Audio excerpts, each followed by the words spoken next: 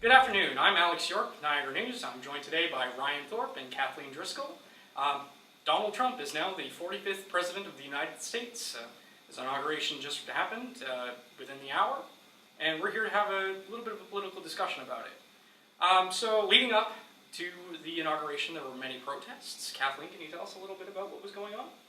Well, essentially, since a few hours before the actual inauguration occurred, many folks from all around the country, based on what we've been hearing via social media and news networks, had gathered outside the White House and at different access points. Some of the access points were actually being blocked by protesters, just making their dissent known. It actually got to a point in which there was a clash with the police as some protesters were throwing trash cans, and some reports said breaking windows as well. So very much a very visceral dissent occurring at the inauguration today. For sure. Reports are showing that there are a record number of absent Democrats during the event. Ryan, can you tell us a little bit more about the not appearing members of the Democratic Party? Well, it was really interesting. It's pretty unprecedented, honestly, just the sheer amount of Democrats that chose not to come to the ceremonies and make it known that they were boycotting it.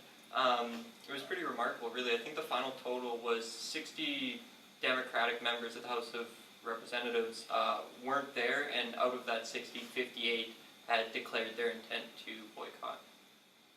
Sure. When Donald Trump gave his inauguration speech, he mentioned a lot of common themes that he had perpetuated through his campaign, including America First and jobs. Kathleen, what do you think about his speech today?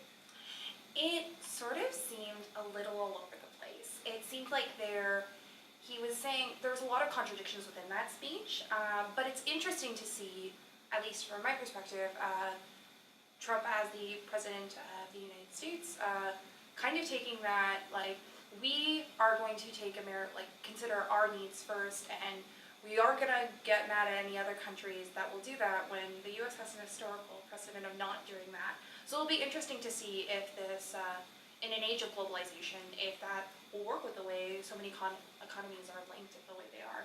For sure. Ryan, what do you think the implications are for Canada in all of this? Well, there's a lot of potential implications. I don't know if anyone can say for certain exactly what's going to happen. A lot is kind of up in the air at the moment.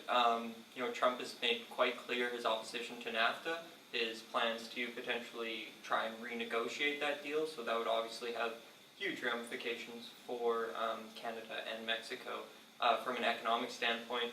But should NAFTA be renegotiated, or even should the U.S. step out of it, it would revert back to the U.S.-Canada Free Trade Agreement, so that would potentially be a bit of a cushion that could help in a transition period away from NAFTA, should that actually come to fruition. As a broader theme throughout this electoral process and throughout the inauguration speech, the peaceful transition of power was mentioned quite a few times. Kathleen, what do you think about this? Was it actually a peaceful transition of power, or is that still something we have yet to see? I still think it's something we've yet to see. I will say I can't be alone in feeling that the exchanges between the Trumps and the Obamas was a little awkward, to say the least. It seemed like everybody was putting up a good front, but just based on body language, it didn't seem like either party were too happy to be there necessarily in the same presence.